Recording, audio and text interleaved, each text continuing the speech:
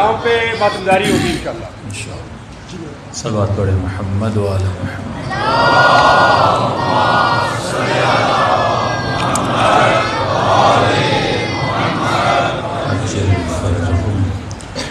شہدائے ملت جعفریہ کو یاد کرتے ہوئے شہدائے کوئٹہ، شہدائے بارہ چنار، دیگر خان کے شہداء بھی سیریا میں بم دھماکہ ہوا، اس میں جتنے مومنین شہید ہوئے. کربلا میں کسی جگہ پہ آگ لگی، تقریباً 7 سے 8 مومنین شہید ہو گئے، ان کو یاد کریں. اور اس سال ہمارے بہت قریبی دوست مولانا سید سفیر سجاد صاحب، ان مولانا کو بھی یاد کریں. جتنے بھی آپ کے مرحومین ہیں، کئی دن ہوتے ہیں اپنے مرحومین کے لیے دعا کرنے کے، ان تمام تر کو یاد کرتے ہوئے ایک مرتبہ سورہ فاتحہ.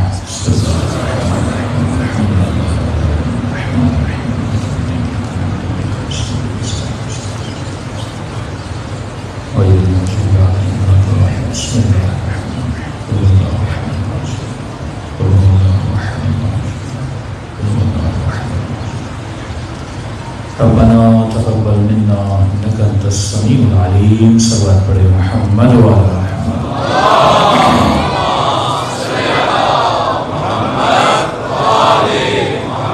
بسم اللہ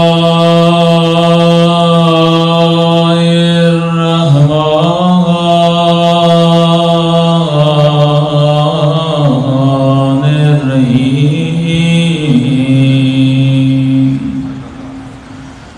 الحمد للہ رب العالمین.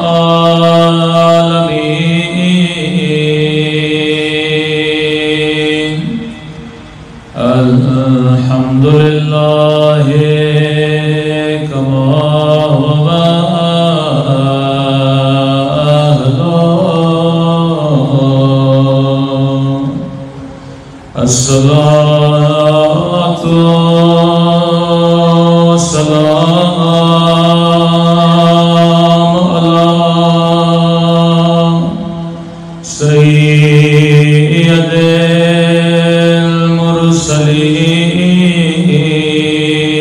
المرسلين وخاتم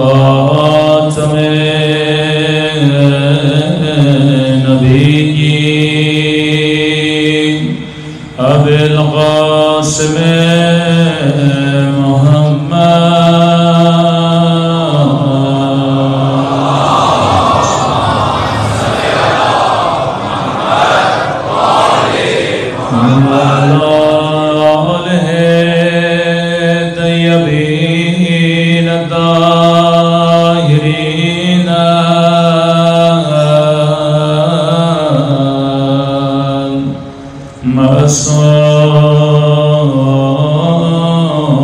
معصومین. سب مل کے مولا کی سلامتی کی دعا. اللہم کل ولیک حجت ابن الحسن صلواتک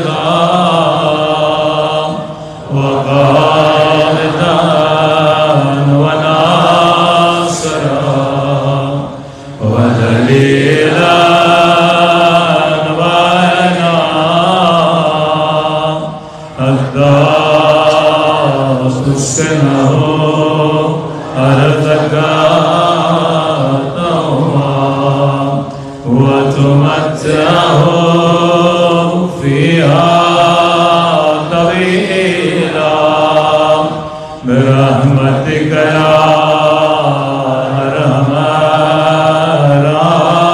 الراحمین. صلوات پڑھے محمد.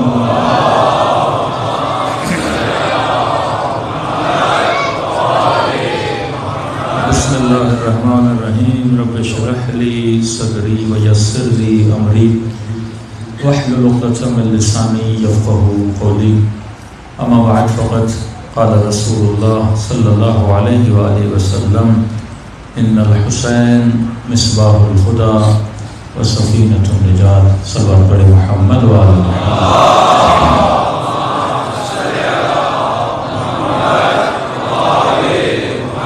دعا ہے پروردگار عالم ان دنوں میں ہم سب کی عزاداریوں کو اپنی بارگاہ میں قبول فرمائے، اور جس مقصد زندگی کی خاطر یہاں جمع ہوتے ہیں خدا ان مقاصد میں بھی ہم سب کو کامیابیاں نصیب فرما دے. اگر زحمت نہ ہو یہ لائٹ آپ بند کر دیں گے، بہت آنکھوں کو تکلیف دے رہی ہے. بار دیگر صلوات پڑھیں محمد وآلہ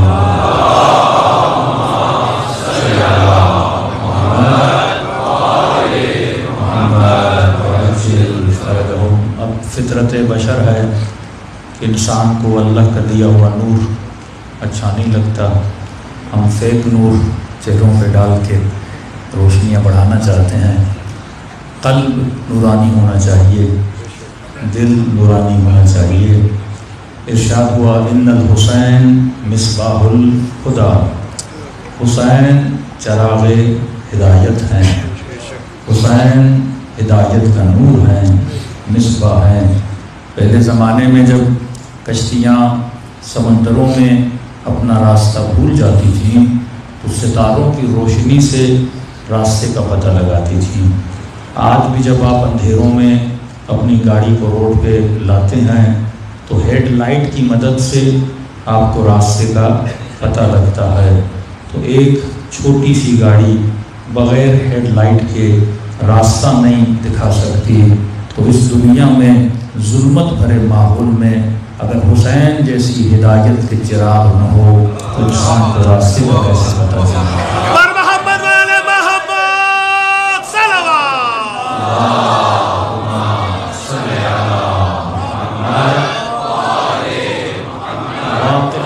یہ نبی کا فرمان انسان کو آج کے ماحول میں بھی کل کے ماحول میں بھی سمجھنا چاہیے تھا کہ جب تو ظلمتوں میں گھیر جائے، جب ظلمتیں تمہیں پکڑ لیں تو ان ظلمتوں میں اگر کوئی چراغ ہے تو وہ حسین ابن علی ہیں. ہر زمانے میں یہ تھا. اب الفاظ بدل بدل کے سمجھایا گیا. کبھی کہا علی مع الحق والحق مع علی، علی حق کے ساتھ ہے، حق علی کے ساتھ ہے. مطلب جب کبھی بھی تجھے شک ہو کہ حق کہاں جا رہا ہے تو یہ نہ دیکھنا کہ حق کا نعرہ لگانے والے کہاں جا رہے ہیں، یہ دیکھنا کہ علی کہاں جا رہے ہیں.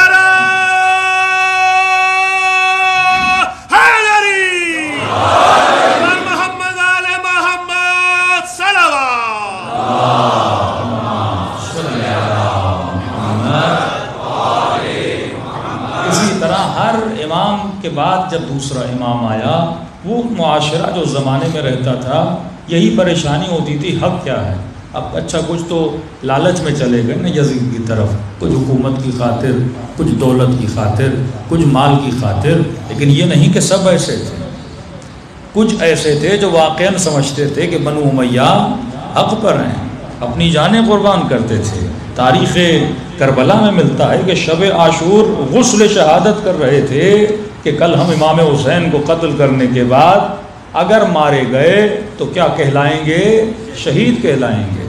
یہ مسجدوں میں، یہ روزوں پر، یہ امام باڑوں میں، یہ روڈوں پر جو اللہ اکبر کہہ کے اپنے وجود کو اڑا رہا ہے، آپ کیا سمجھتے ہیں کہ یہ لالچ کی وجہ سے کر رہا ہے؟ نہیں، یہ اس لیے کر رہا ہے کیونکہ جو کر رہا ہے اسے کیا سمجھ رہا ہے؟ حق سمجھ رہا ہے. مسئلہ یہ ہے کہ اس نے جس چراغ کو چنا ہے وہ چراغ نہیں ہے. جسے وہ ہدایت سمجھ رہا ہے وہ ہدایت نہیں ہے.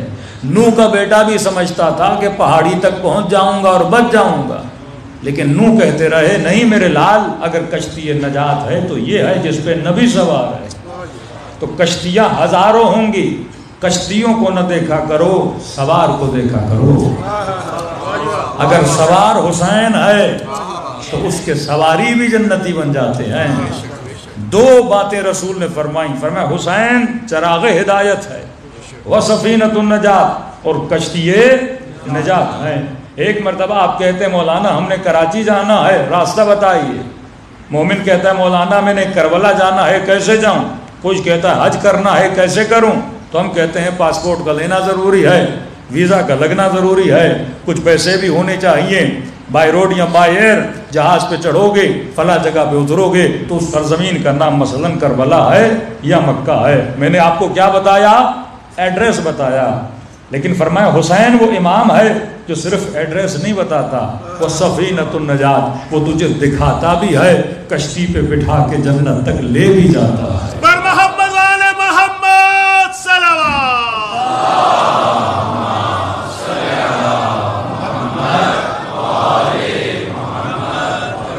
سفینۃ النجات یعنی اس کے سفینے پہ بیٹھو گے، یہ سفینہ تجھے در نجات تک لے کر بھی جائے گا. اب ذہن میں سوال پیدا ہوتا ہے یہ کشتی واقعاً ہے کیا؟ آج اگر کوئی مومن اس کشتی میں بیٹھنا چاہتا ہے، یہ کشتی کیا ہے؟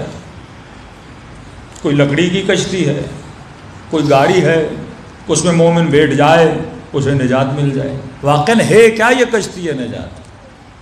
آغائے فلسفی بہت بڑے عالم دین ایران کے ایک مرتبہ اہل سنت کے علاقوں میں گئے، دیکھا کہ جوان نماز کی پابندی نہیں کر رہے، حجاب کم ہوتا جا رہا ہے، معاشرے میں گناہ بڑھتا جا رہا ہے. تو ظاہر ہے جس معاشرے میں جب گناہ بڑھتا ہے تو سب سے زیادہ ذمہ داری علماء کی ہوتی ہے. اللہ ان سے پوچھے گا کہ جن کے سروں پہ امامے تھے، جو پیش امام تھے، جو مسجدوں میں تھے، ان کی ڈیوٹی ہے کہ لوگوں کو دین کی طرف راغب کریں.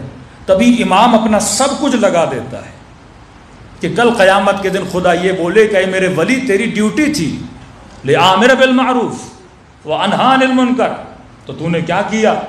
تو شاید کوئی اور جواب نہ دے سکے، لیکن اہل بیت کے پاس تو جواب موجود ہے کہ خدایا ہم نے دین کے لیے سب کچھ کیا دیا؟ لٹا دیا. ایک حرف نہیں کوئی بول سکتا کہ اہل بیت نے بقائے دین کے لیے کچھ نہ کیا ہو. جانوں کو نذرانہ دے کے یہ دنیا کو بھی پیغام دیا اور رب کو بتایا کہ ہم نے اپنی ڈیوٹی کیا کر دی؟ پوری کر دی. آغائے فلسفی کہتے ہیں میں نے اس علاقے کے مولویوں کو جمع کیا اور کہا کہ بندگان خدا تمہیں کیا ہو گیا؟ مسجدوں میں رش کیوں کم ہے؟ بے دینی کیوں پھیل رہی ہے؟ لوگوں میں دین گریز کیوں بنتے جا رہے ہیں؟ لوگ دین سے بھاگ رہے ہیں. کیوں نہیں تم لوگ تبلیغ کرتے؟ کیا نہیں پتا امر بالمعروف کی اہمیت کیا ہے، نہی عن المنکر کی اہمیت کیا ہے؟ اب سارے بیچارے مولوی سنتے رہے، آغائے فلسفی تقریر کرتے رہے. آغائے فلسفی کہتے ہیں جیسے میری تقریر ختم ہوئی ایک اہل سنت کا عالم کھڑا ہو گیا، کہنے لگا آغائے فلسفی جو آپ کے پاس ہے وہ ہمارے پاس نہیں ہے. آپ آج ہمیں ڈانٹ رہے ہو کہ تبلیغ کیوں نہیں کرتے، کہ مسئلہ یہ ہے کہ ہمارے پاس حسین نہیں ہے.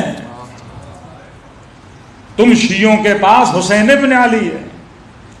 ہم جوانوں کو جمعے پہ تھوڑے بہت لوگ جمع ہو جاتے ہیں، ایک دو خطبے سنا دیتے ہیں، لیکن جو اپرچونٹی تم لوگوں کے پاس ہے کہ نام حسین پہ ہزاروں لوگ جمع ہو جاتے ہیں، تم کو زحمت نہیں کرنی پڑتی. ایک اشتہار لگانا پڑتا ہے کہ مجلس حسین ابن علی، اور لوگ خود آ جاتے ہیں. تم بڑی آسانی سے تبلیغ کرتے ہو کہ ہمارے جمعے میں بڈھے تو آ جاتے ہیں، خواتین نہیں آتی، بچے نہیں آتے. لیکن اللہ نے تم لوگوں کو جو نعمت دی ہے فرش حسین کے نام سے، کہ بچے بھی بیٹھتے ہیں اس فرش پر، بوڑھے بھی بیٹھتے ہیں اس فرش پر، جوان بھی بیٹھتے ہیں اس فرش پر، خواتین بھی وہاں پر آتی ہیں. تو فرمایا جو نعمت حسین کے نام سے خدا نے آپ کو دی ہے وہ ہمیں یہ نعمت نہیں دی ہے. پر محمد آل محمد صلوات.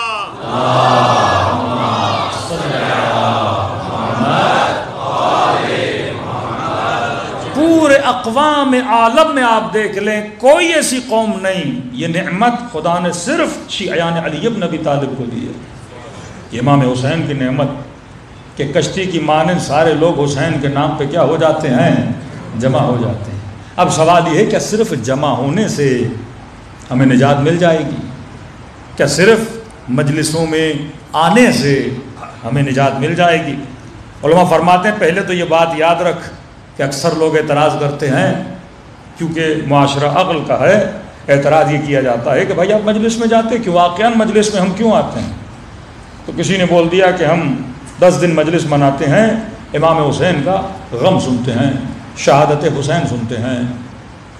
اس نے کہا یار یہ بات تو بڑی عجیب ہے کہ 61 ہجری میں ایک واقعہ ہوا 1000 سال سے زیادہ گزر گیا، آپ ریپیٹڈلی اپنی قوم کو ایک واقعہ سنا رہے ہو، اور ایک واقعہ سنانے کے لیے اتنا خرچہ، علم بنائے جائیں، مجلسیں کی جائیں، خطیب ذاکر بلائے جائیں، نظر و نیاز کیا جائے، کہ کروڑوں کا آپ لوگ خرچہ کرتے ہو کیا سنانے کے لیے؟ ایک واقعہ سنانے کے لیے، ایک قصہ سنانے کے لیے، ایک کہانی سنانے کے لیے۔ تو کہنے لگا کہ ہم بھی کہتے ہیں عالی مقام امام حسین پہ بڑا ظلم ہوا، یزید بڑا ظالم تھا، لیکن ہم اتنا خرچہ نہیں کرتے، اگر ہم نے کرنا بھی ہو تو ہم یہ پیسہ کہاں لگاتے ہیں؟ اسکول پہ لگا دیتے ہیں۔ یہ پیسہ کہاں لگاتے ہیں؟ کوئی غریب خانہ بنا دیتے ہیں، کوئی یتیم خانہ بنا دیتے ہیں۔ آپ لوگ جو کروڑوں خرچ کر رہے ہو کس کے لیے؟ ایک واقعہ سنانے کے لیے، اور وہ واقعہ جو قوم نے سنا ہوا ہے کہ حضرت حسین کیا ہو گئے؟ شہید ہو گئے۔ تو پہلی بات تو یہ، کتنے واقعے ہیں قرآن میں؟ ہر سال اپنی تراویحوں میں ہم یہ واقعے بار بار کیوں پڑھتے ہیں؟ کتنی فضیلت کے ڈیلی قرآن پڑھو، ڈیلی قرآن پڑھو۔ اچھا اس قرآن میں ہے کیا؟ 6000 اگر آیتیں ہیں تو 2000 آیتیں واقعات پر مبنی ہیں۔ 270 سے زیادہ قرآن میں قصے پروردگار عالم نے بتائے۔ تو اگر قصہ سنانا عبث ہوتا تو خدا اتنے قصے کیوں سناتا؟ اگر یہ کتاب ہدایت ہے تو 2000 آیتیں قصوں پر مبنی کیوں ہیں؟ تو کبھی بھی اگر کوئی اعتراض کرے، علماء فرماتے کبھی یہ مت کہا کرو کہ میں کربلا کا واقعہ سننے جا رہا ہوں، کیونکہ کربلا نہ سرزمین کا نام ہے، کربلا نہ کسی واقعے کا نام ہے، کربلا تہذیب کا نام ہے، کربلا تحریک کا نام ہے، کربلا انقلاب کا نام ہے، کربلا ریولیشن کا نام ہے، کربلا طرز زندگی کا نام ہے۔ ہم بچوں کو واقعے نہیں سناتے، ہم ان کو فرش عذاب پر بٹھا کر تہذیب حسین سکھاتے ہیں۔ ہم انہیں مجلسوں میں بٹھا کر ادب عباس بتاتے ہیں کہ واللہ اگر یہ تہذیب کربلا نہ ہوتی کب کی شیعت ختم ہو چکی ہوتی۔ تمہیں پتہ ہی نہیں شیعت کا اگر پاور ہے، اگر بیک بون ہے تو یہ عزاداری امام حسین ہے، کہ ایک طرف 10 مہینے شیطان محنت کرتا ہے، ایک طرف 2 مہینے حسین کے آتے ہیں، ان کی محنتوں پہ پانی پھر جاتا ہے۔ کہ امام خمینی کہتے ہیں اگر محرم اور سفر نہ ہوتا تو فرماتے ہیں کہ اسلام بھی نہ ہوتا۔ اگر اسلام باقی رہتا ہے تو کس کے نتیجے میں؟ محرم اور سفر کے نتیجے میں۔ رہی بات اگر یہ واقعہ ہوتا تو انبیاء اسے اتنا کیوں مناتے؟ آدم سے لے کر خاتم تک ہر نبی نے غم حسین منایا ہے۔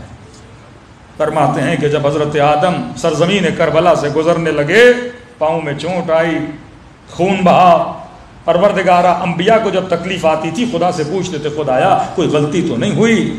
کیونکہ نبی کو اگر تکلیف آئے تو خطا کی وجہ سے آتی ہے، ترک اولا کی وجہ سے آتی ہے، یا اللہ کا امتحان ہوتا ہے، خدا ترفیع درجہ دینا چاہتا ہے۔ تو فوراً پوچھا پروردگارہ پاؤں میں تکلیف کیوں آئی؟ کہا آدم یہ وہی سرزمین ہے جہاں محمد کے نواسے کا خون بہے گا۔ ہم چاہتے ہیں کہ تیرا بھی ایک کنیکشن بنے اس سرزمین کے ساتھ۔ موسیٰ گزرے، جوتی پھٹی، پاؤں میں کانٹا چلا گیا، فوراً کہا پروردگارہ کیا ہوا؟ کہ موسیٰ ایک کانٹا تیرے پاؤں میں گیا ہے، لیکن یہ وہ سرزمین ہے جہاں پہ پیدل ان غریبوں کو چلایا جائے گا۔ حضرت ابراہیم گزرے، کہتے ہیں پاؤں لڑکھڑایا، سر زمین پہ لگا، سر سے خون جاری ہوا، پروردگارہ ابراہیم سے کوئی خطا ہوئی؟ کہ ابراہیم کوئی خطا نہیں ہوئی، تیرے ہی نسل میں سے ایک آئے گا، نام حسین ہوگا، جس کا خون اس سرزمین پہ بہے گا۔ ہم چاہتے ہیں کہ تیرا کنیکشن بنے حسین ابن علی سے۔ رسول گرامی جب سیدہ بیٹے کو لے کر آتی ہیں، جیسے حسین کے چہرے پہ نگاہ پڑتی ہے تو زار و خطا رونے لگتے ہیں۔ بی بی ام سلمہ کو جو مٹی دی وہ تو مسلمانوں کو پتا ہے، یہ کیسا واقعہ ہے جس کو پہلے سے ذکر کر دیا جا رہا ہے؟ یہ واقعہ نہیں ہے، یہ ایک تحریک اور تہذیب ہے، یہ ایک تمدن ہے، یہ ایک ریولیشن ہے۔ جن قوموں نے کربلا سے سیکھا خدا نے ان کو آج عزت بھی دی ہے، جن قوموں نے کربلا سے سیکھا خدا نے ان کو مہذب بنایا ہے، جن قوموں نے کربلا سے سیکھا خدا نے ان کو ترفیع درجہ بھی عطا کی ہے۔ تو اپنے بچوں کو سمجھاؤ کہ کربلا واقعہ نہیں ہے، کربلا مہذب بننے کا ماحول ہے۔ یہاں فرش ازا پہ آتے ہو کچھ سیکھنے کے لیے، اب اگر میں حسینی بننا چاہتا ہوں تو حسینی کیسے بنا جاتا ہے؟ ایک ہے کربلا کی سرزمین پہ ہو کر جو آتا ہے اسے کربلائی بولتے ہیں۔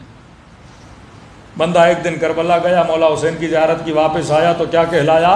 کربلائی۔ یہ زمینی ناتا ہے امام حسین سے۔ مشہد ہو کر آیا تو کہنے لگا مجھے مشہدی بولو، نجف ہو کر آیا تو کہنے لگے مجھے نجفی بولو۔ اب کسی یورپ کی کنٹری سے آئے گا پتہ نہیں کیا بلوائے گا۔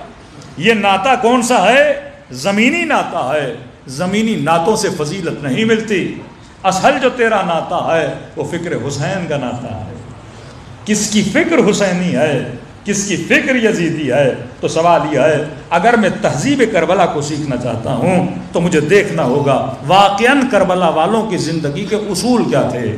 جب تک اصول زندگی اب عبداللہ الحسین نہیں اپناتے تب تک کوئی حسینی نہیں بنتا۔ انشاءاللہ 5 دنوں میں کوشش کریں گے ڈیلی ایک اصول زندگی امام حسین بتائیں، اس کو اپنی زندگی میں اتاریں کہ واقعاً ہمارے وجود میں خوشبو کردار حسین پیدا ہو جائے۔ اور محمد والے محمد صلوات۔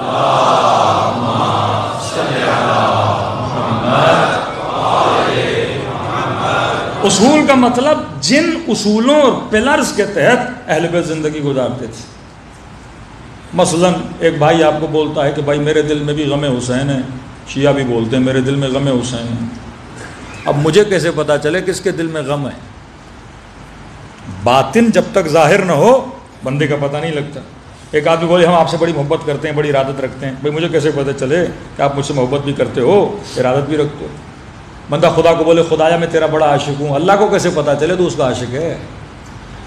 نشانیاں ہوتی ہیں نا۔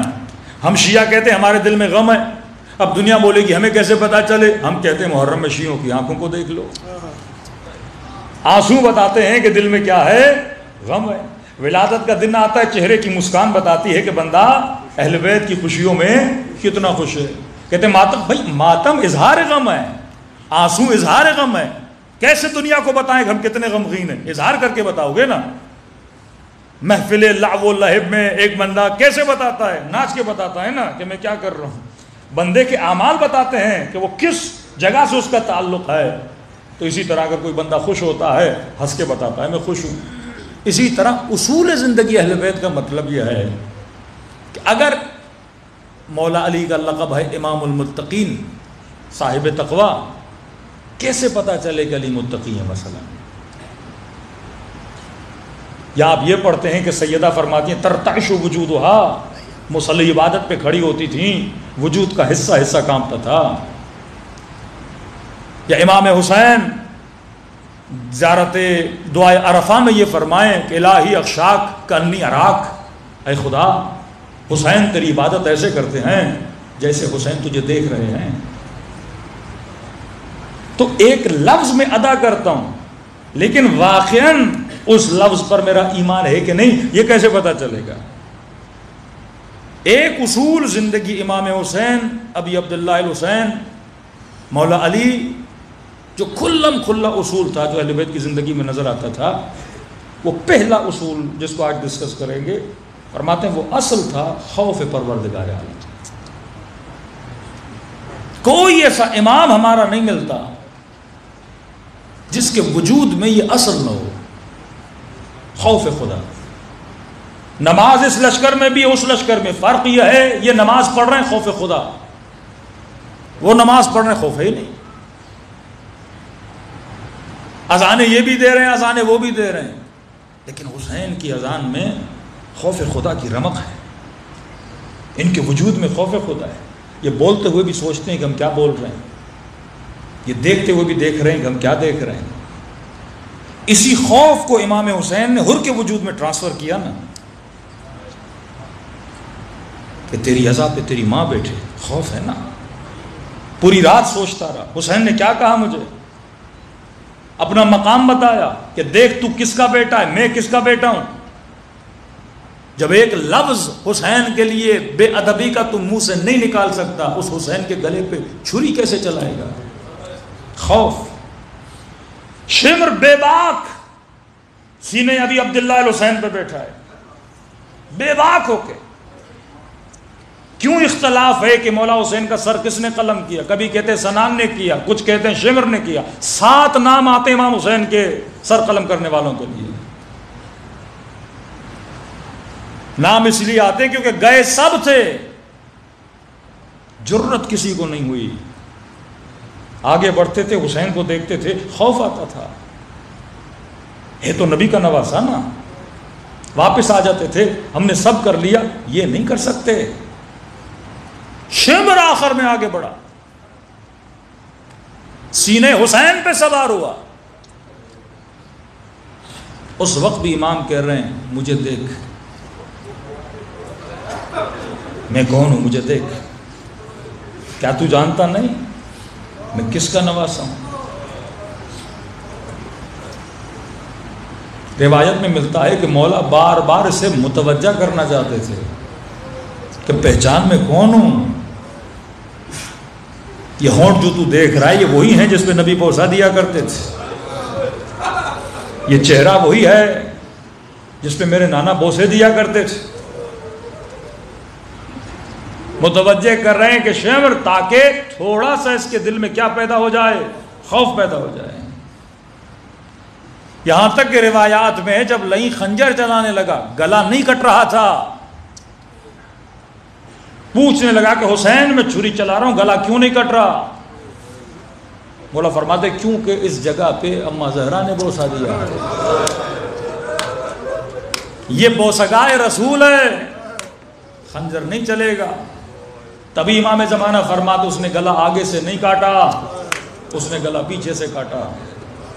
خوف جب وجود سے ختم ہو جائے تو انسان قاتل بنتا ہے. یہ نہیں کہ کلمہ وہ نہیں پڑھتا تھا. آج مسئلہ خوف پروردگار عالم کا ہے.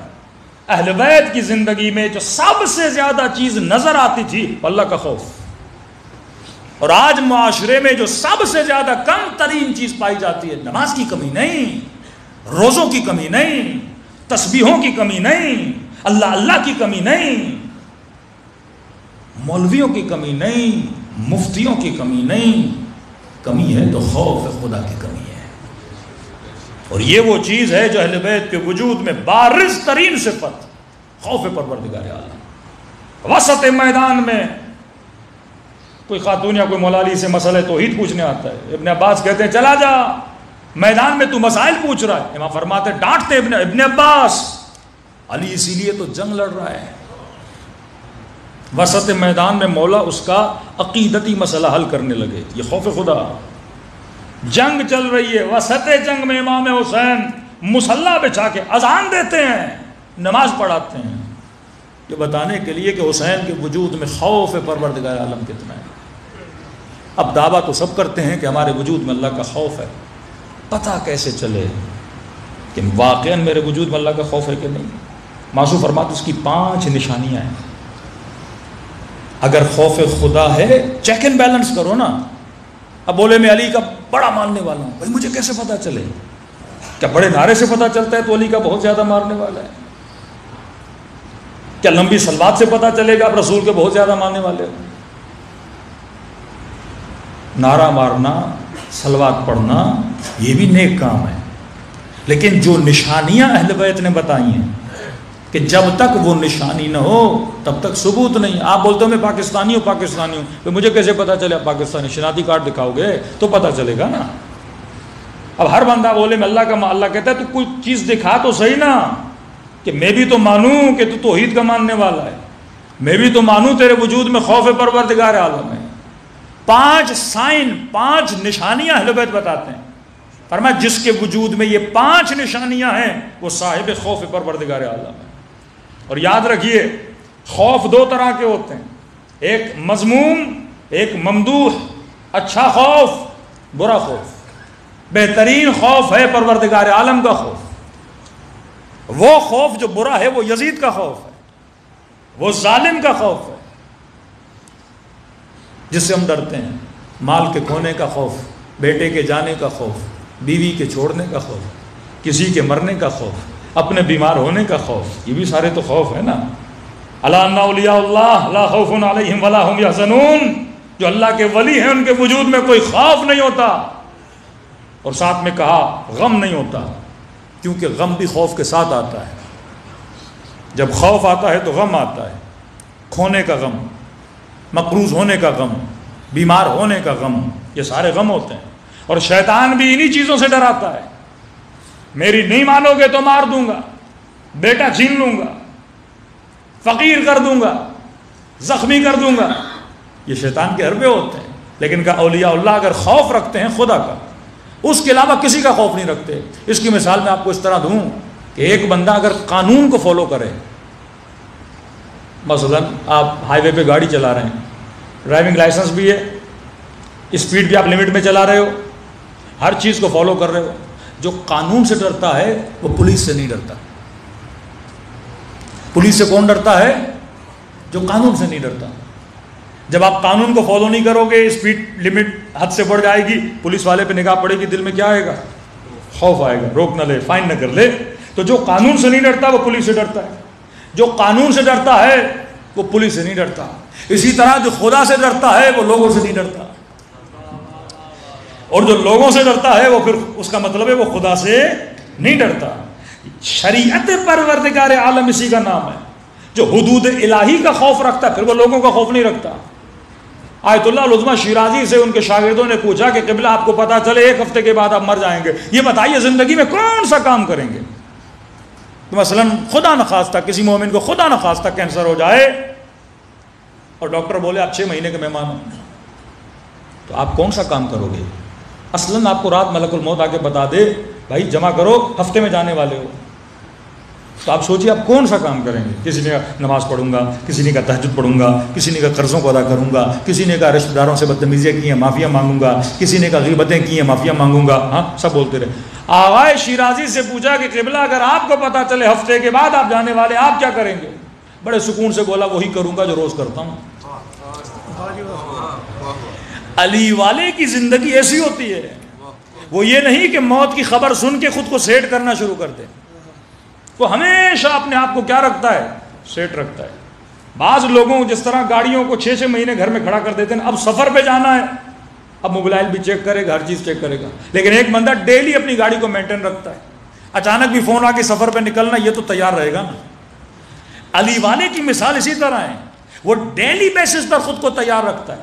فرماتے رات جب سوتا ہے اسے پشیمانی نہیں ہوتی میں یہ کر لیتا، اس کی زندگی ہوتی ایسی ہے. وہ ڈیلی بیسس پر کیا ہوتا ہے؟ تیار ہوتا ہے. اور یہ تیاری کب آتی ہے؟ جب انسان میں خوف پروردگار عالم ہو. پہلی نشانی فرمائے خوف خدا کی پہلی نشانی، اگر یہ نشانی ہے تو سمجھو خوف خدا ہے. اگر یہ نشانی نہیں ہے تو خوف خدا کی لمٹ تیرے وجود میں کیا ہے؟ کم ہے. صلوات پڑھے محمد والے محمد.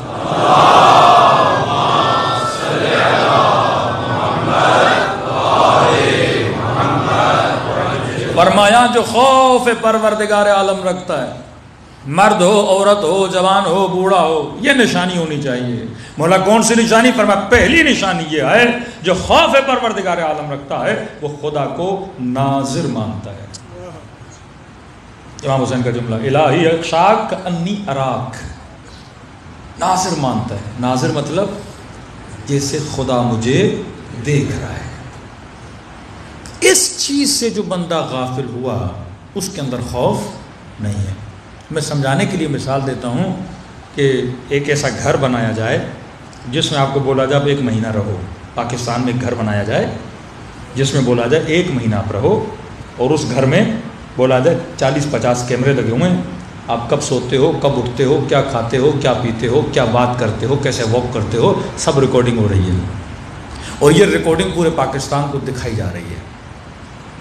میں کہتا ہوں اس 1 مہینے میں پوری قوم شریف ہو جائے گی. ہم سے بڑا کوئی متقی نہیں ہوگا. یہ شرافت کس چیز کی وجہ سے ہے؟ کیمرے کی وجہ سے. اگر خدا کو اس کیمرے جتنا ایمان ہونا اللہ کی آنکھ پر، جتنا اس کیمرے پر ایمان ہے اتنا ایمان ہونا خدا کی آنکھ پر. عین اللہ الناظرہ، وہ اللہ کی آنکھ جو تیری نظارت کر رہی ہے. یوم تبلی السرائر، تم سب کی ریکارڈنگ خدا کہتے ہیں قیامت کے دن لوگوں کے سامنے لاؤں گا. کتنا چھپے گا، کتنا چھپائے گا، کتنا خود کو سمجھ رہا ہے کہ لوگ مجھے نہیں دیکھ رہے. اللہ کہتا نہیں، قیامت کے دن دکھاؤں گا. اس دن سے ڈرو جب اسرار عالم کو میں ظاہر کر دوں گا. فرمایا خوف خدا کی پہلی نشانی یہ ہے کہ جو اللہ کو کیا مانے، ناظر مانے، عقیدہ کامل آ جائے کہ واقعاً مولا کہاں ناظر مانے. فرمایا علانیہ و سر، پھر نظارت کی بھی نشانی ہے. ناظر مانے علانیہ، لوگوں کے سامنے بھی، وہ سرہ، اور جب تنہائیوں میں جاتا ہے اس وقت بھی پروردگار عالم کو کیا مانے، ناظر مانے. کہ جب میں اکیلا ہوں تب بھی خدا دیکھ رہا ہے، جب لوگوں میں ہوں تب بھی خدا دیکھ رہا ہے. اچھا، ایک ہم لوگوں کا ایک مسئلہ ہے، وہ مسئلہ ہمارا ذاتی ہے. ذاتی مطلب ہماری بناوٹ ایسی ہے، کچھ ایشوز ہماری بناوٹ کی وجہ سے کہ ہم کبھی کبھی غفلت میں چلے جاتے ہیں، کیونکہ ہماری بناوٹ ہے جسم کی. ہم آئینے میں جب خود کو دیکھتے ہیں تو فوراً سمجھتے ہیں یہ کون ہے، میں ہوں، جبکہ یہ میں نہیں ہوں. میرا کیا ہے، جسم ہے. یہ جسم ہے، مٹیریل جسم ہے جو مٹی میں مل جائے گا. اچھا، جب تک ہم دیکھتے نہیں تب تک اس چیز کو محسوس نہیں کرتے کہ ہمارا مسئلہ ہے. کیونکہ عالم مادہ اور مٹیریل اس دنیا میں رہتے ہیں تو محسوسات کو زیادہ ہم محسوس کرتے ہیں. تبھی خدا مثالیں بھی کون سی دیتا ہے، جس نے غیبت کی گویا اس نے اپنے مردہ بھائی کا گوشت کھایا. کیونکہ ہم غیبت کو برائی نہیں سمجھ رہے تو اللہ محسوسات کی مثالیں دے رہا ہے. یہ بالکل ایسے ہے، سمجھو جسم پڑا ہوا ہے، کاٹ کے کھا رہے ہو تاکہ بندہ محسوس کرے. جس نے غیبت کی گویا اس نے خانے خدا میں زنا کی. محسوسات کی خدا مثالیں دے رہا ہے. کیونکہ گناہ جب تک جسمی نہ ہو تب تک ہمیں گناہ نہیں لگتا، جھوٹ ہمیں برا نہیں لگتا کیونکہ جسمی نہیں ہے نا. لیکن پتہ چلے کسی مومن نے بدکاری کی ہے ہمیں بہت برا لگتا ہے، حالانکہ کمپیریزن ہے ہی نہیں. بعض اوقات ایک بندہ تنہائی میں گناہ کرتا ہے، اس کی اتنی سزا نہیں ہے جتنا ایک معاشرے میں کسی مومن کی بندہ برائی کرے اس کی سزا ہے. کیونکہ ایک گناہ سے فساد پھیلتا ہے، دوسرا گناہ تیری ذات سے ریلیٹڈ ہے، گناہ وہ بھی ہے. تبھی خدا مثالیں جسمی دیتا ہے کیونکہ خدا ہماری مینٹلٹی، ہماری سائیکی کو جانتا ہے کہ جب تک میں اسے ایسی مثالیں نہیں دوں گا اسے وہ برائی نہیں لگے گی. خدا کو بھی ہم کیوں نہیں محسوس کرتے، کیونکہ نظر نہیں آتا ہمیں. وہی مینٹلٹی جو اہل مصر کی، کوئی بت تو بنا دو، کوئی چیز بنا دو موسیٰ تاکہ ہم دیکھیں، محسوس تو کریں، ہاتھ تو لگائیں. تبھی مومن جب کربلا جاتا ہے مولا کی زری کے سامنے پوری قوم شریف بن جاتی ہے. میں کہتا ہوں خدایا کاش قوم ایسی ہو جائے، نمازیں، ذکر، خلوص، خضوع، خشوع. کس کے سامنے بیٹھا ہے، چاندی کی زری کے سامنے. جس کی نسبت کس سے ہے، حسین سے ہے. اب کیا سمجھ رہا ہے کہ زری کے اندر کون بیٹھے ہوئے ہیں، امام حسین بیٹھے ہوئے ہیں. حالانکہ روح حسین تو ہر جگہ ہے. فرمایا جب تو مجلسوں میں آتا ہے ہم وہاں بھی آتے ہیں، ہم تجھے دیکھ رہے ہیں، تیرا امام تیرے ساتھ ہے، احاطہ ہے ہمارا. لیکن نہیں، کربلا کے روزے کے اندر ایک ادب ہوتا ہے ہمارے اندر. روزے سے باہر نکلے ادب تھوڑا کم ہوا، ایئرپورٹ تک آئے تھوڑا اور کم ہوا، جہاز پہ بیٹھے تھوڑا اور کم ہوا. اسی جہاز میں وہی مومن جو وہاں پہ کسی سے لڑتا نہیں تھا جہاز میں لڑنا شروع ہو گیا. جہاں تک بھی ہم نے ایک ظاہر دوسرے ظاہر پہ لعنت کرنے لگا. کس بات پہ؟ ہاتھ میں تسبیح، سبحان اللہ سبحان اللہ سبحان اللہ. عمر 70 سال ساتھ بیٹھے ہوئے ہیں. اب پچھلے مومن نے پتہ نہیں لہسن کھایا، پیاز کھائی، منہ سے اس کی بو آ رہی تھی. اس نے کہا اللہ اس پہ لعنت کرے، پیاز کھا کے آیا ہے، جہاز میں جینا حرام کر دیا اس نے. میں نے کہا پتہ بھی ہے لعنت کس پہ بھیجی جاتی ہے. تو زیارت عاشورہ پڑھ، یزید پہ تو لعنت بھیجتا ہے. لعنت ہلکی چیز نہیں ہے کہ تھوڑا سا غصہ آئے. لعنت دشمن علی پر مومن پہ نہیں بھیجی جاتی. اب یہ حسین کی زیارت کر کے آیا ہے، ہاتھ میں تسبیح، ظاہر حسین، اور اسی مولا کے چاہنے والے کو ایک منہ کی ہلکی سی بدبو کی وجہ سے کیا کر رہا ہے، لعنت بھیج رہا ہے. وہ ادب نہیں ہے. کیونکہ ہم سمجھتے ہیں کہ امام حسین، کیونکہ محسوسات، مٹیریلسٹ مائنڈ ہمارا اتنا ہے، جب تک زری نہیں. اسی مجلس میں مومنین میں کتنا ادب آ جاتا ہے، خاموش بیٹھے ہوئے ہیں سارے با ادب ماشاءاللہ. لیکن اسی مجلس سے نکل کے ہم گھر جائیں گے کہ ادب باقی رہتا ہے؟ بھول جاتے ہیں. ہم یہ سمجھ رہے ہیں ممبر کو دیکھ کر، امام بارگاہ کو دیکھ کر کہ امام حسین یہاں پر ہیں. مسجد میں مسلمان جاتا ہے کہتے ہیں اللہ وہاں پر ہے. کعبے کی کپڑے اور غلاف کو پکڑ کے سمجھتا اللہ وہیں پر ہے، وہاں بڑا اللہ اللہ کرتا ہے، لیکن تنہائیوں میں جاتا ہے کہاں گیا تیرا اللہ، بازاروں میں جاتا ہے کہاں گیا تیرا اللہ، گھر میں بیٹھتا ہے کہاں گیا تیرا اللہ، موبائل اٹھاتا ہے کہاں گیا تیرا اللہ۔ کہتے خوف خدا نہیں ہے، خوف خدا کی نشانی یہ ہے کہ ہر وقت ہر لمحہ خدا کو کیا سمجھے، ناظر سمجھے۔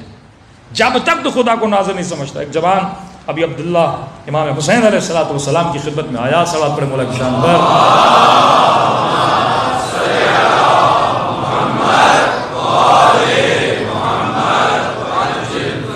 اچھا یہ سادہ لوگ، کم علم لوگ ہر زمانے میں تھے، اہل بیت سے آتے تھے۔ کبھی کبھی ایسے سوال کرنا جرم نہیں ہے، لیکن کبھی ہمارا سوال ہی غلط ہوتا ہے، یہ بھی آپ سوچا کریں۔ امیر المومنین خطبہ دے رہے ہیں، ایک بندے نے مولا نیچے اترے کہ یالی ایک بہت اہم سوال ہے، وہاں کو بولو کہ شیطان کی بیوی کا نام کیا ہے؟ مولا اسے لے گئے منبر کے کنارے، چند باتیں اسے سنائیں، باہر نکلا، دوسرے نے پوچھا کہ پتہ چلا بیوی کا نام کیا ہے؟ کالی سے نہیں پوچھنا دوبارہ، ایسا سوال کرو جس کو فائدہ ہو۔ مولا کیا خدا دنیا کو انڈے میں ڈال سکتا؟ بھائی سوال ہی اشکال ہے، سوال میں ہی مسئلہ ہے۔ عمر کا زمانہ تھا، ایک بندہ گیا خلیفۃ المسلمین، ایک سوال ہے، کہ کون سا سوال ہے؟ کہ خدا کہاں ہے؟ 5 منٹ عمر نے سوچا، اس نے کہا خدا عرش پر ہے۔ اس نے کہا آپ نے میرا مسئلہ حل کر دیا۔ کہ کیا مطلب؟ کہ اس کا مطلب ہے فرش پہ گناہ کر سکتا ہوں اگر وہ عرش پر ہے۔ امیر المومنین نے سنا، اسے فوری لے کر گئے، مولا جانتے تھے، فرمایا بندے خدا تیرا سوال ہی غلط ہے، خدا کہاں ہے؟ تیرا سوال ہی غلط ہے۔ خالق جس چیز کو خلق کرتا ہے اس چیز میں نہیں آ سکتا۔ تشریح کی امیر المومنین اس کے سامنے۔ بعض اوقات واقعا ہمارے سوال کیا ہوتے ہیں؟ غلط ہوتے ہیں۔ سوال بھی بندہ سوچ کے کرے، میں کیا سوال کر رہا ہوں۔ رسول کے پاس آتے تھے، یا رسول اللہ جو حضرت موسیٰ نے لکڑی سے اژدہا بنایا تھا وہ نر تھا یا مادہ؟ بھائی سوال وہ کرو جس سے تیری دنیا بنے، آخرت بنے، تیرا ایمان۔ آج واقعاً 40% قوم وہ سوال کرتی ہے، اس کا کوئی فائدہ نہیں ہے۔ ایسے سوال کرو، بعض تاریخی سوالات، بعض حادثات کے سوالات جس سے میری زندگی کو کوئی لینا دینا نہیں ہے۔ اب حضرت عیسیٰ کی نانی کا بھی تمہیں پتہ چل جائے، دادا کا بھی پتہ چل جائے، اس سے بھائی کیا ہوگا؟ تمہارا ایمان بڑھے گا؟ ایسے سوال کرو جس سے انسان کا ایمان کیا ہو؟ بڑھنے لگے۔ مولا حسین، جی جوان، مولا کوئی ایسا راستہ بتائیے جہاں میں گناہ کر سکوں۔ امام حسین سے کہہ رہا ہے کوئی ایسا شارٹ کٹ بتائیے جس سے تھوڑی چھوٹ مل جائے گناہ میں۔ امام نے کہا ایک راستہ ہے۔ کہ مولا کون سا؟ کہا دیکھ وہاں جا کر گناہ کر جہاں خدا نہ دیکھے، ایسی جگہ جا کر گناہ کر جہاں خدا نہ دیکھے۔ کہنے کا مولا ایسی کوئی جگہ ہے تو نہیں؟ کا پھر ایسا سوال کیوں کر رہا ہے جب تجھے پتا بھی ہے کہ ہر جگہ پروردگار عالم موجود ہے؟ ہم اپنے ہر سوال کے لیے، کبھی ہر گناہ کے لیے جواب رکھتے ہیں، ہر خطا کے لیے جواب رکھتے ہیں۔ ایک چرواہا تھا، لوگوں کی بکریاں چرانے جاتا تھا۔ چند جوان پکنک کے لیے گئے، 6-7 دوست، بھوک لگی ان کو۔ چرواہا دیکھا 700-800 بکریاں، تو اس چرواہے کے پاس گئے، کہتے ہیں کہ ایک بکری ہمیں دے دے، جتنے پیسے تمہیں چاہیے ہم سے لے لے، کاٹیں گے، ذبح کریں گے، کباب بنائیں گے، تو بھی کھانا ہم بھی کھائیں گے، ساتھ مل کے مزہ کریں گے۔ اس چرواہے نے کہا کہ یہ بکریاں میری نہیں، امانت ہے، مردوں میں لوگوں کی امانت ہے، میں کیسے دوں تمہیں؟ کہا دیکھ پیسے تو ہم دے رہے ہیں، یہ تو اور تیرا بھلا ہو گیا۔ تو کیا مطلب؟ کہ تیری نہیں ہے؟ کہا نہیں میری نہیں ہے۔ کن کی ہے؟ کہ دوسروں کی ہے۔ کہا دیکھ 800-900 بکریاں، ایک بکری اگر کاٹ بھی لی مالک کو کیا پتا؟ ہوتا تھا نا، 1000 بکریاں ہوتی تھی، امانت سمجھ کے لوگ دیتے تھے۔ کہ ایک بکری مر بھی گئی مالک کو کیا پتا؟ گنتا تھوڑی ہو کوئی ہر روز۔ اس نے کہا اگر پتہ چل گیا تو؟ کہا پھر بھی کوئی بات نہیں، بول دینا کوئی بھیڑیا آیا تھا، کوئی درندہ آیا تھا، اس نے کھا لیا۔ چرواہا امین بھی تھا، با تقویٰ بھی تھا، خوف خدا رکھنے والا بھی تھا۔ اس نے کہا بارک اللہ فیک، شاباش، تم نے ہر سوال کے لیے ایک جواب رکھا ہے۔ پوچھیں گے نہیں، پوچھ لیا تو بولنا کسی نے کھا لیا۔ جب ہم خطائیں کرتے ہیں نا، اکثر نوجوانی میں خطا ہو جاتی ہے، تو اس خطا کے لیے ہم کیا رکھتے ہیں؟ جواب رکھتے ہیں۔ باپ نے یہ بول دیا، بابا وہاں گیا تھا، یہ گیا تھا، دوست بیمار تھا، فلاں ہوٹل پہ دیر ہو گئی، کھانا کھاتے ہوئے دیر ہو گئی۔ ہاں، 100 جوابات ہم اپنی خطا کو چھپانے کے لیے بناتے ہیں، 100 جھوٹ ہم اپنی غلطی کو چھپانے کے لیے رکھ لیتے ہیں۔ اس نے کہا شاباش ہے جوانوں، تم نے ہر سوال کا جواب رکھا ہے، لیکن یہ بتاؤ فَأَيْنَ اللَّهُ، اللہ کے لیے بھی کوئی جواب ڈھونڈ رہا ہے؟ جب خدا پوچھے گا کہ تم نے کسی اور کا مال کاٹ بھی لیا، دنیا والوں کو تو تم جواب دے دو گے، بکری گم ہو گئی تھی، بکری مر گئی تھی، بکری کو بھیڑیا کھا گیا، لیکن یہ بتاؤ فَأَيْنَ اللَّهُ، اللہ کا جواب کیا دو گے؟ یہی خطا یوسف کے بھائیوں نے سوچی، کبھی قمیص کو پھاڑ رہے تھے، کبھی خون لگا رہے تھے، کبھی کیا کر رہے تھے کہ ہم یعقوب کو دھوکہ دے رہے ہیں، لیکن یہ نہیں سوچا فَأَيْنَ اللَّهُ، قبر میں جاؤ گے جب خدا پوچھے گا اسے کا جواب دو گے، قیامت میں جب خدا پوچھے گا اسے کا جواب دو گے۔ اور یہی سوچ رہا تھا کہ اگر قیامت کے دن زہرا نے مجھ سے پوچھ لیا میں کیا جواب دوں گا؟ یہ عین اللہ الناظرہ کا اگر عقیدہ انسان کا مضبوط ہو جائے نا کہ میں جہاں بھی جاتا ہوں اللہ کی آنکھ مجھے دیکھ رہی ہے، ہمارے 80% سے زیادہ مسائل کیا ہو جائیں گے؟ حل ہو جائیں گے۔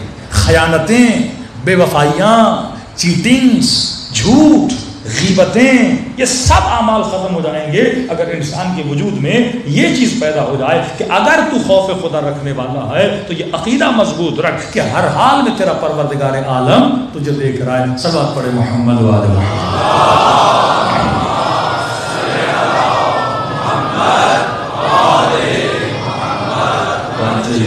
دوسری نشانی کا میں ذکر کر رہا ہوں، تفسیر میں کل جاؤں گا، وقت ہو چکا۔ دوسری نشانی پروردگار عالم کے خوف رکھنے کی یہ ہے کہ تمہاری زندگی میں سب سے زیادہ امپورٹنس کس کی ہونی چاہیے؟ اللہ کی ہونی چاہیے۔ قرآن کی آیت بھی حبیب ان عربوں کو کہو کہ ان کی بیویاں، ان کے بچے، ان کا قبیلہ، ان کا عشیرہ وَأَمْوَالٌ اقْتَرَفْتُمُوهَا، اور جو پیسہ یہ کماتے ہیں کیا اس کی ویلیو ان کے دل میں زیادہ ہے یا خدا کی ویلیو زیادہ ہے؟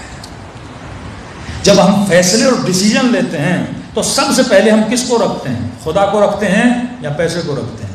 خدا کو رکھتے ہیں یا بچے کو رکھتے ہیں؟ خدا کو رکھتے ہیں یا بیٹی کو رکھتے ہیں؟ خدا کو رکھتے ہیں یا بیوی کو رکھتے ہیں؟ یہی عورت کا معاملہ ہے، وہ سب سے پہلے کس کو رکھتے؟ کوئی بھی زندگی میں ڈیسیجن لینا ہے، کربلا اسی چیز کا نام ہے کہ حسین نے کہا پروردگارہ دیکھ لے میرا اکبر تجھ سے زیادہ حسین کو عزیز نہیں ہے، میرے 6 مہینے کا اصغر تجھ سے زیادہ نہیں ہے۔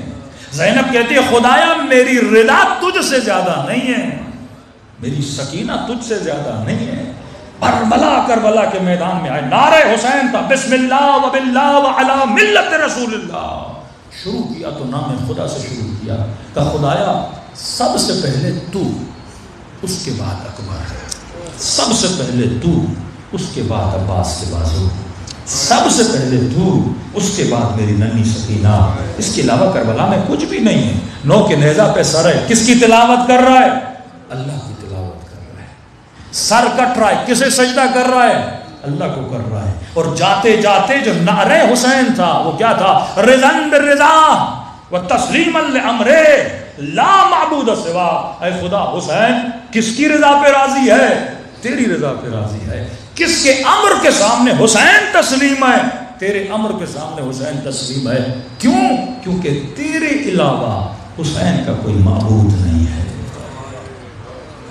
وَيَبْقَى وَجْهُ رَبِّكَ ذُو الْجَلَالِ وَالْإِكْرَامِ۔ پرائرٹی زندگی میں کس کی ہونی چاہیے؟ میرے فیصلوں میں خدا کی لمبی اس بحث ہے کہ واقعا ہم اپنی پریکٹیکل زندگی میں، ایک مومن اپنے بھائی، اپنے رشتہ دار، اپنے دوست کی شادی میں جا رہا ہے، پتہ بھی ہے محفل گناہ کی محفل ہے، کیوں جا رہا ہے؟ دوست ناراض ہو جائے گا، بھائی ناراض ہو جائے گا، مطلب تم نے اللہ کو پرائرٹی نہیں دی، کسے دی؟ دوست کو دی نا۔ علی کا بھائی عقیل، مولا وظیفہ بڑھا، عقیل جتنا سب کو دے رہا ہوں تیری ضرورتوں کو علی جانتا ہے، کافی ہے کہ میں تیرا بھائی ہوں، زیادہ بڑھا بھائی ہوں، گرم لوہے کو اٹھایا، عقیل کے سامنے رکھا، نابینا تھا، ہاتھ لوہے پہ لگا، کہا تو کیسا بھائی ہے؟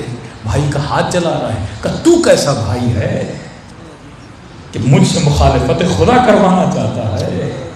دنیا کی آگ تو سے برداشت نہیں ہوتی، جہنم کی آگ کیسے برداشت کر پاؤ گے؟ پریورٹی کون؟ پروردگار عالم۔ علی مجھے خلیفہ بنا، طلحہ، علی مجھے گورنر بنا، زبیر، طلحہ زبیر، علی گورنر، ہم نے تجھے خلیفہ بنایا۔ میں نے تو نہیں بولا تھا۔ جو کرو کس کے لیے کرو؟ خدا کے لیے کرو۔ جتنی جنگیں لڑی امیر المومنین نے اپنی ذات کے لیے نہیں لڑی، ساری جنگیں پروردگار عالم کے لیے۔ تو میری زندگی میں فرسٹ پرائرٹی، اہم اور مہم، موسٹ امپورٹنٹ، امپورٹنٹ نہیں موسٹ امپورٹنٹ، وجود کس کا ہے؟ اگر خدا کا نہیں ہے تو میرے وجود میں خوف پروردگار عالم نہیں ہے۔ میں ڈیسیجن جو لیتا ہوں اس کی بنیاد اگر خدا ہو تو وجود میں خوف خدا ہے۔ یہ اہل بیت تھے جنہوں نے سب کچھ لٹایا خدا کے لیے۔ امام سجاد فرماتے ہیں آدھی رات کا وقت ہے، وقت نماز ہوتا ہے، نماز تہجد۔ فرماتے ہیں پٹھی اپنا اٹھتی ہیں، وضو کرتی ہیں، جب نماز پڑھنا چاہتی ہیں بیٹھ کے نماز پڑھتی ہیں۔ پوچھا پھوپھی اماں کوئی تکلیف ہے؟ میں نے پورے سفر میں آپ کو بیٹھ کے نماز پڑھتے ہوئے نہیں دیکھا۔ فرمایا سجاد میرے لال، زندان میں کھانا بہت کم آتا ہے، میں سارا کھانا بچوں میں تقسیم کر دیتی ہوں۔ زینب کے بدن میں طاقت نہ رہی، کھڑے ہو کر نماز پڑھی۔ بدن میں طاقت نہیں، پر پرائرٹی کس کو دے رہی ہیں؟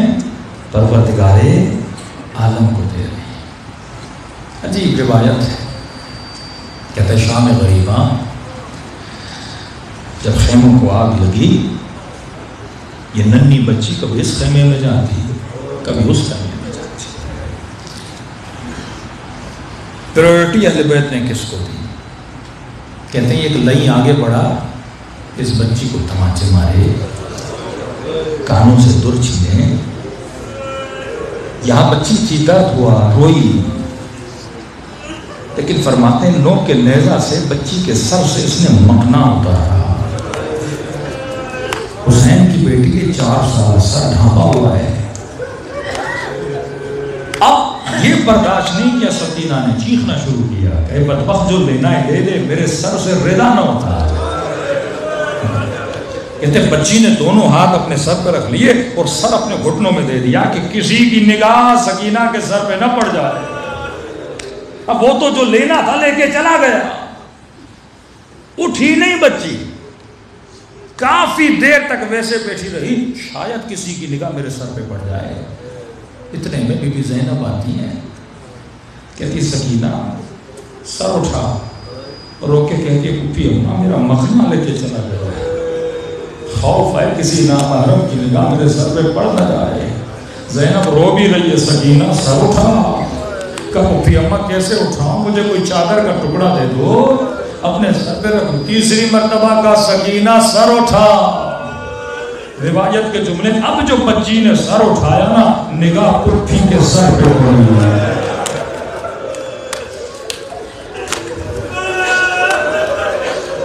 اس عالم میں بھی خوف پروردگار ہے۔ آج کس نو کے نیزہ نے ماؤں بہنوں کے سروں سے چادر اتاری ہے؟ وہ نیزہ ہم خود ہیں جب ہم جاہل بنتے ہیں، وہ نیزہ ہم خود ہیں جب خوف پروردگار عالم نہیں ہوتا۔ کربلا تہذیب کا نام ہے، یہاں بیٹھ سیکھ کے حسین کی سوچ کیا تھی، یہاں بیٹھ دیکھ کہ زینب کے اصول کیا تھے۔ اگر وہ اصول تیرے اندر ہے، وہ تحریک تیرے وجود میں اگر جاری نہیں ہوتی، وہ ریولیشن تیرے وجود میں اگر پیدا نہیں ہوتی تو مجلس کا کوئی فائدہ نہیں ہے، جذباتی رونا ہوگا، باقی کچھ نہیں ہوگا۔ لیکن اگر معرفت حسین لینا چاہتے ہو تو مجلسوں سے فکر حسین لے کر جاؤ۔ جو حسین سے ملا حر بنا، جو حسین سے ملا زہیر بنا، حسین سے ملا وہاب بنا۔ آج دنیا یاد کرتی ہے کیونکہ فکر حسین کو لے کے اس جہاں میں چلا گیا۔ فرمایا یہ مت سمجھنا ہم تم سے پیار نہیں کرتے، ایمان کا درجہ سب کا ایک نہیں ہوتا، کوئی نماز پڑھتا ہے کوئی کبھی نہیں پڑھتا، کوئی حجاب کرتا ہے کبھی نہیں کرتا، لیکن حسین پھر بھی بلاتے ہیں، آ جا، یہ کشتی حسین ہے، یہ کشتی تیرے رنگ کو بدلے گی، یہ کشتی تیرے مزاج کو بدلے گی، کم از کم زندگی میں سال میں ایک بار کربلا ضرور جایا کریں اگر عشق کو تر و تازہ کرنا ہے۔ لیکن فرمایا اگر کربلا نہیں آ سکتے تو کیا، میں حسین پھر بھی سخی ہوں، میں حسین پھر بھی کریم ہوں۔ کسی نے کہا مولا بیمار ہوں، تنگ دست ہوں، نہیں آ سکتا۔ فرمایا کوشش کرا، کیونکہ مرنے کے بعد بہت پچھتائے گا حسین کی زیارت کے ثواب کو دیکھ کر کہ زیادہ کرتا۔ آقا گلپائگانی دنیا سے چلے گئے، بیٹے کے خواب میں آئے کہ بابا اگر واپس دنیا میں آؤ کون سا کام کرو گے؟ کہ بیٹا آدھا منٹ بھی ملے نا واپسی کا تو امام رضا کی زیارت پہ جاؤں۔ کہا بابا کیوں؟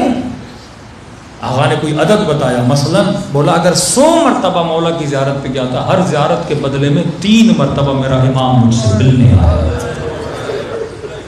اذکرونی اذکرکم، جتنا انہیں یاد کرتے ہو اتنا وہ تجھے وہاں یاد کرتے۔ سارا صلہ، سارا پھل، سارا ثمر کہاں ملنا ہے؟ وہاں ملنا ہے۔ اگر کوئی مرحوم خواب میں آئے تو پوچھ لیجئے گا، یہی جوابات ملیں گے۔ تو امام نے فرمایا ہم کریم ہیں، آ سکتے ہو آؤ، لیکن اگر نہیں آ سکتے تو خلوص دل سے مجھ حسین کو سلام کیا کرو۔ مولا سلام سے کیا ہوگا کہ ثواب زیارت حسین ملے گا۔ مولا ایک سلام سے کا ایک نشانی ہے، جب مجھ حسین کو سلام کرو اگر نہ چاہتے ہوئے تیری آنکھوں سے آنسو آ جائے تو یہ مت سمجھنا یہ تیرے آنسو ہیں، حسین نے تجھے تیرے سلام کا جواب دیا۔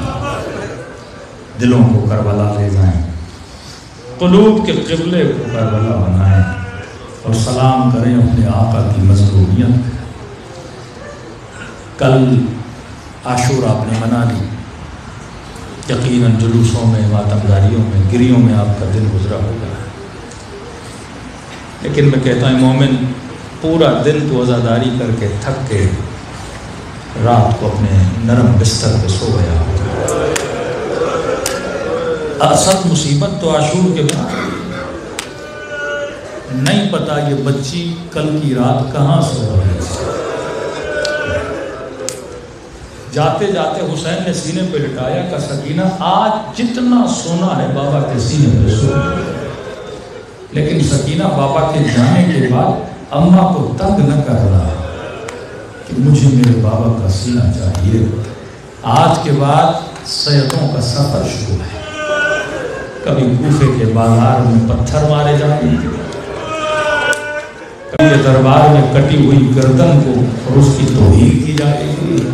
یہ وہ مصیبت کے دن ہیں، اور امام زمانہ فرماتے ہیں خدا 2 واسطے کبھی رد نہیں کرتا، ایک میری ننھی سکینہ کا واسطہ، ایک میری پھوپھی زینب کا واسطہ۔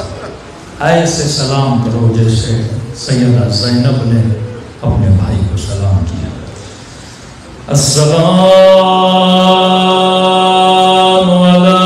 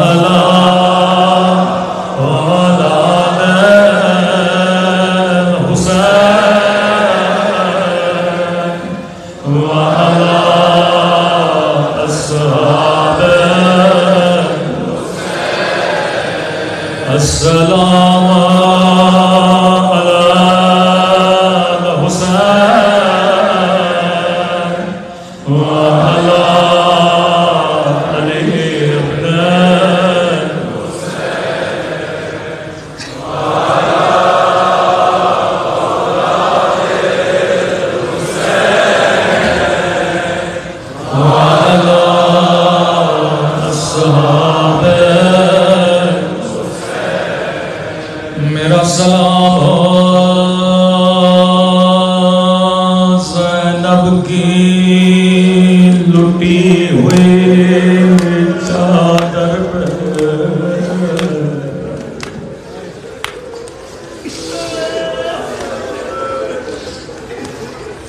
فرمایا ایسے رویا کرو جیسے بوڑھی ماں جوان بیٹے کے لاش پہ روتی ہے. آپ نے زندگی میں بڑے بڑے ذاکروں کے مصائب سنے ہوں گے، لیکن کبھی کبھی امام زمانہ کی زبان سے بھی مصائب سنا کرو. زیارت ناہیہ امام زمانہ کا نوحہ ہے. سنیں گے اپنے جد کے مصائب کیسے بڑھتے. فرمایا میرا سلام ان زخمی کلاریوں پہ. کسی سلام میں میرے مولا نے نام نہیں لیا. میرا سلام ان زخمی کلاریوں پہ جنہیں پس گردن باندھ گیا.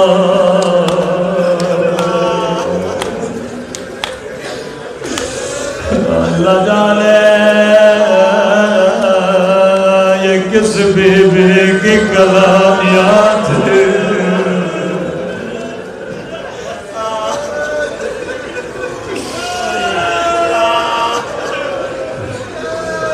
میں نے بڑا سوچا امام نے ان کلامیوں کو کیوں یاد کیا. بیبیوں پہ تو بڑے بڑے مصائب آئے. کسی ظالم نے پتھر مارا، کسی ظالم نے نوکے نیزہ سے مارا، لیکن امام نے کلائیوں کو کیوں یاد کیا. ایک روایت میرے نظروں سے گزری. راوی کہتا ہے 11 محرم کو زینب اونٹ سے ایسے گرے جیسے عباس گھوڑے سے گرے تھے.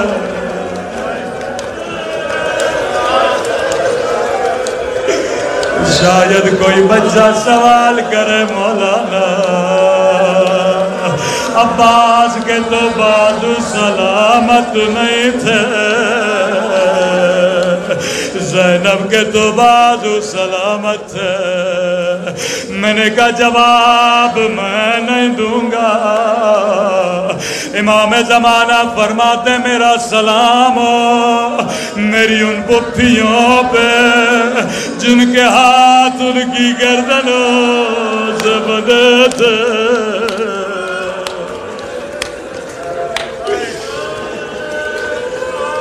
آواز تھوڑی بڑھا دیں. میں کسی مجمع میں یہ مصائب پڑھ رہا تھا. ایک مومن روتا ہوا اٹھا، کہنے لگا ذاکر عباس گھوڑے سے گرے تھے لیکن زینب اونٹ سے گرے.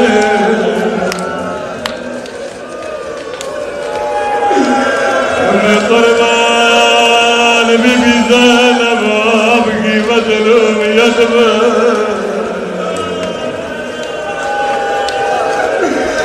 اے خدا تجھے زینب کے بندے ہاتھوں کا واسطہ، کوئی ہاتھ تیری دربار سے خالی نہ جائے.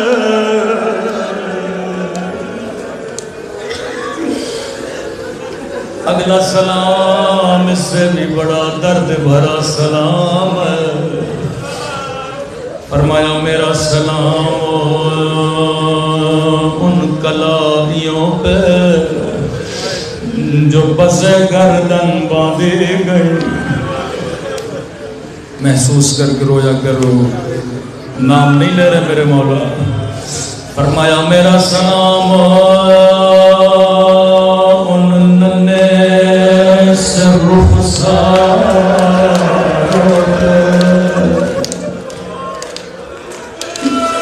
میرا سلام ننے سے رخسار، جن کا رنگ بدلتا رہا، یہ نہیں کا رنگ بدل گیا بلکہ بدلتا رہا. کبھی شمر کے تماچوں نے رنگ نیلا کیا، کبھی ظالم کے تماچوں نے رنگ کالا کیا.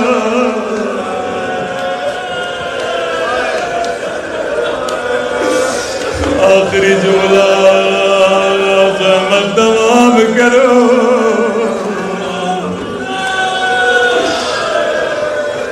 زندان شام بابا کا کٹا ہوا سر سکینہ کی گودی میں ہے.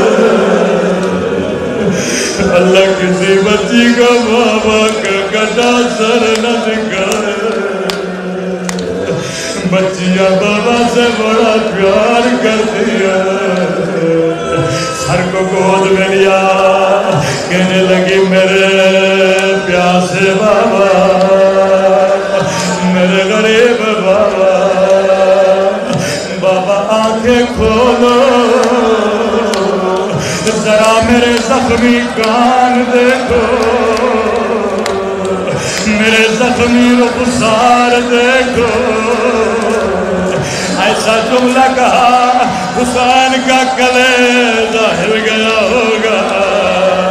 بابا آنکھیں کھولو، میرے رخسار دیکھو.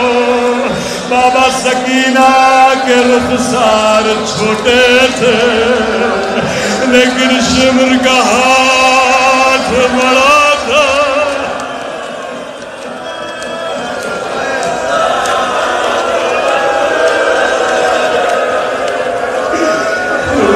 سکینہ کے رخسار چھوٹا